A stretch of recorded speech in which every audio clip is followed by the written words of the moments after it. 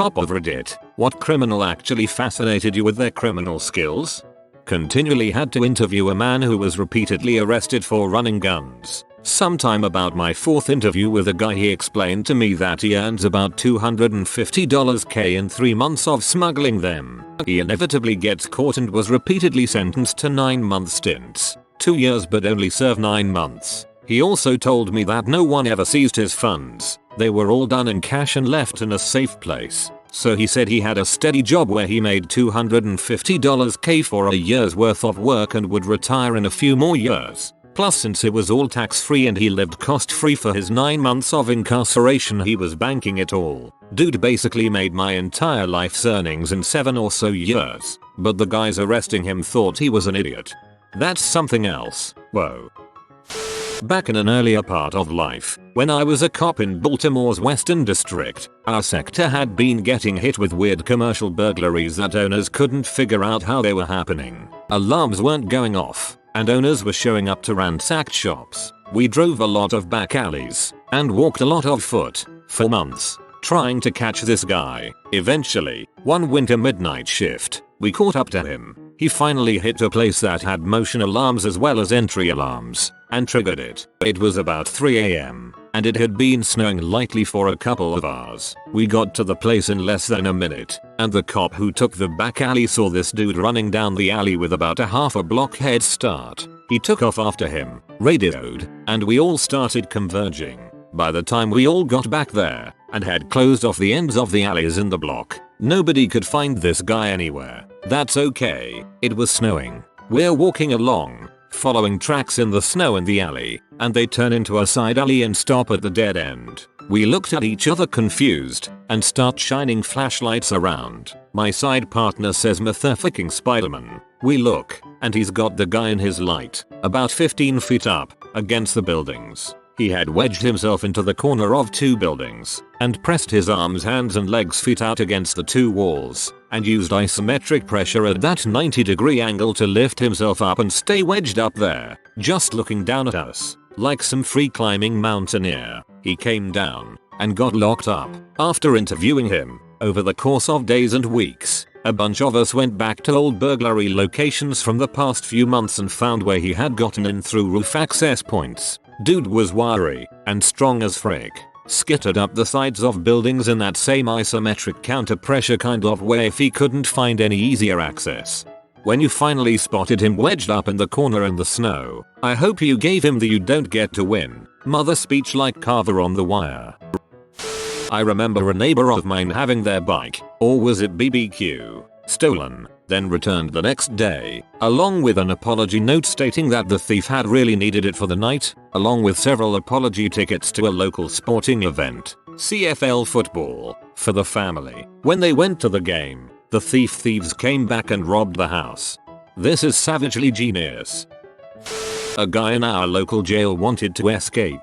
Now, our jail is pretty much escape proof if you are behind bars, but not so much if you are a trustee bringing food into the kitchen, or going to court, or going to the hospital, etc. So this guy went to the hospital for a problem, and halfway from the doctor's office to the car there was a bathroom in the hallway. He told the guards he had to go. They escort him in, he pees, then back to jail. He tells this to his girlfriend. She dresses up as a dude, goes to that same bathroom, removes the hockey puck from the urinal and drops a hacksaw blade down the drain and attaches the blade by fishing wire back to the puck. Next time he goes to the hospital he goes to that same urinal. The guards are standing right there, but there is a urinal screen so it looks like he is shaking out the last drop, but in fact is reeling in the blade. Back to the jail. A hacksaw blade isn't enough to get through all the steel in the jail, but it is enough to make a hole in a window where he now went into the business of reeling drugs up from the ground with the fishing line. I had a guy that was IT for a mid-size company. He set up fake vendor accounts that went to his Google Wallet. He then would make fake invoices for the fake company for software licenses, and the company would pay a monthly subscription fee and the guy would pocket it. He never got caught. The scam snowballed to the point if he stopped someone would notice. So he confessed to the CEO and had minimal prison time and had to pay it back. Remember, Brenda from accounting is going to pay whatever is on her desk. I worked in the jail for a short time before working patrol, and as such, I knew quite a few of our clients. A year or two into patrol, about 10 years ago, I am walking to my car which is parked on a city street after a call, and my keys are locked in the car. A client, who I remembered as always being rather funny, comes off his front porch, asks if I need help, and in less than 5 seconds he had my door open in one movement, he and his friends, and I just started laughing. I threw him a fist bump and that was the end. Now I have a whole kit to get into cars for emergencies like babies trapped inside, etc. I have practiced and tried to be good with it. I've also called unknown amounts of tow trucks to help people. I've watched locksmiths work. Nobody held a candle to this guy. Side note, client really cleaned up his life and owns a small but decent mechanic shop now. It's pretty nice to see. My dad is a cop. He once had a guy run a red light at 2 AM. The guy then stopped at the next light for about 3 minutes as it went through its cycles. My dad pulled him over and asked why he waited so long. The guy said since he ran the red light he thought he should stop extra long at the next one. Honestly, I'd have let him go for that one, assuming he wasn't impaired or anything. 2 local guys walked into Canadian Tire and just casually walked out of store with a full-size canoe. Who would ever question that bold move? Got caught when went back in for the oars. I questioned for a long time why we put spider wraps, a security device, on massive TVs that would take 2 people to carry. This stuff is why. Act confidently enough and it's pretty easy to steal. I have zero confidence so I'd suck at it. Not a cop, but look up the Banco Rio robbery in Argentina. That was some fine robbing. They entered the bank from the front door. Everyone on the ground demand the bank vault to be open. They get in and close the door. Police arrive and start to negotiate through telephone calls. Negotiation lasts for hours as they threaten to kill everyone in the bank. Police finally go in, enter the vault and it was empty. No money, no people. An hour later they find behind a cabinet a hole in the wall. The hole led to the sewage system that ended up straight to the river. They put a boat in the sewage and escaped through the river. They got caught because the wife of the gang leader turned him in because of a fight they had. The money never appeared. This is the umpteenth time I've heard of a crime where a girlfriend or wife got them caught. God dang. I had a shoplifter hitting the Walmart for TVs. He would go in the store, put a TV in the cart and go to customer service. He would request a refund for the television. To wit, the customer service employee told him he needed a receipt. He would proceed to get agitated to the point where security would come over and escort him and the fricking TV back to his car. Away he would go. He took 3 local Walmarts for almost 20 TVs. Sometimes it's the simple strategy that's the best. My co-worker back in the day used work at a bank. He would copy checks and cash them. He was almost at $1 million when his girlfriend got pee at him and snitched. He would be sitting on a beach somewhere if it wasn't for her. Lesson people. The only people that should know of your crime are the ones you commit it with. Are unethical life pro tips. Couple of idiots tried to steal an ATM. Chained it up to the back of an old 1975 Chrysler New Yorker. Weren't looking and it rolled into a convenience storefront window. Left the ATM and as the alarms from the store were going off, made off with 50+ cartons of cigarettes. Got pulled over on a highway cause one of them had to rock a pee. R.I.P. Mr. Jim Leahy. Not a cop, but worked with police after I was mugged. Basically, this young, really sweet looking couple would mug or pickpocket people, go to the bank of the victim and one of them would claim that her wallet had been stolen and they had no money to get a new it and needed it to get a bank card. The sympathetic banker would buy the story and help them to get a new debit card under the victim's account. They were super charismatic and memorized all the other information they could find from the wallet. Full name, address, sometimes actual numbers from the bank card. Apparently in my case, the guy showed up with my credit card saying he had cancelled it by mistake as he thought it had been in his wallet when it was stolen. The banker gave him a new credit card and a debit card for my account. This happened to me 4 years ago, and they were still going strong this year. The only reason they were caught was because I happened to be at a bank, saw them pulling this crap, and recognized them from when they mugged me. Ex-deputy sheriff here. Before I attended PD Academy and was able to become a road deputy, I worked corrections. One of the smartest people I've ever dealt with in that facility was a man on the second story of the tower I'll call inmate X. X would spend most of his days in his cell, asleep. He never went out in the pod. He never brought a lot of attention to himself. He just seemed like the typical guy who made an honest mistake and wanted to sleep his time away and go home. About a month after we received X, he had to elevate the security level of another inmate in his cell. 5 bunks per cell, 20 cells per pod, because we found metal in his rack. 2 more months go by and X now has less than 90 days left of his initial 180-day sentence. Suddenly, an alert goes off in the pod. A deputy triggered his radio for backup when he went in the pod to find all but one of the 87 inmates high off their asses, having taken acid tabs smuggled in the jail and clear app. After we shook the pod down and searched for more, all we found was that inmate X was the only one who hadn't taken any drugs, because he was asleep. He had established a pattern of this, so we believed him. 2 days later, another alert goes up.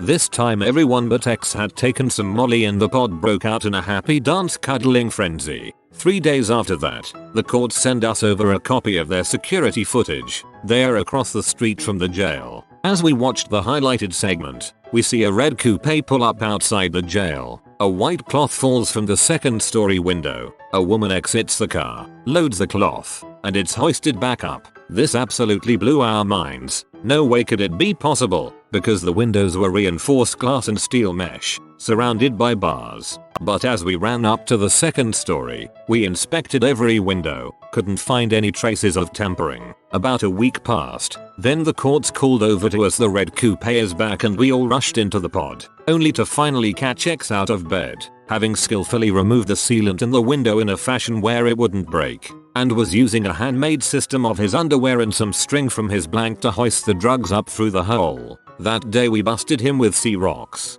The driver of the coupe turned out to be his girlfriend and she was arrested. Our minds were blown at how clever he was to do it the way he did, right under our noses. He was sentenced to 45 years in prison and his girlfriend received 25 years.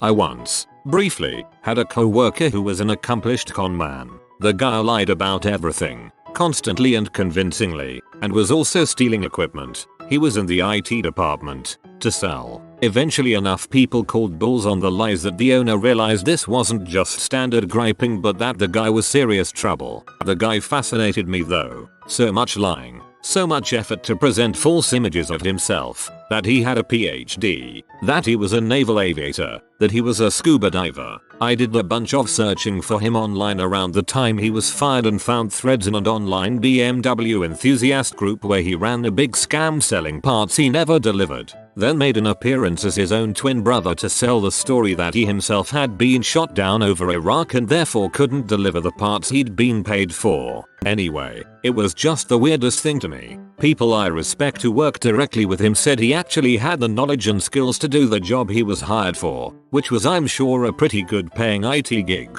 But instead he half-assed it and got busy stealing equipment. He was fired, then not long after arrested and sent to prison for selling prescriptions to people in his capacity as a fake MD. I had the discussion with a good friend who also worked there at the time. I'd argue, there has to be something really weird wrong with him, right? Something off with his brain or something, mental illness, or something with drug and alcohol abuse, while my friend would say, no, he is just a piece of crap con man. There are people who do it for a living. They are out there.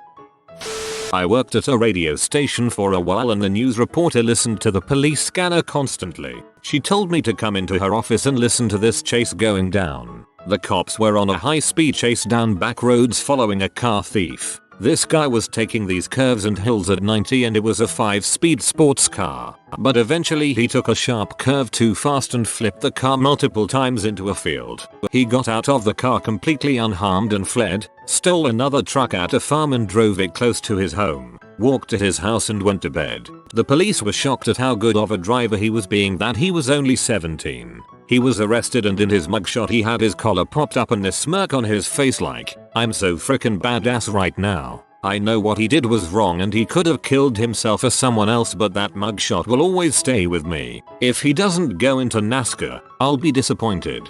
Baby driver, is that you? There was this one guy who tried to rob a gun shop in broad daylight with 11 armed costumers and a cop at the entrance by shooting twice in the air and yelling hands up everyone. They found bullets from 5 different guns in his body. He also won a Darwin Award.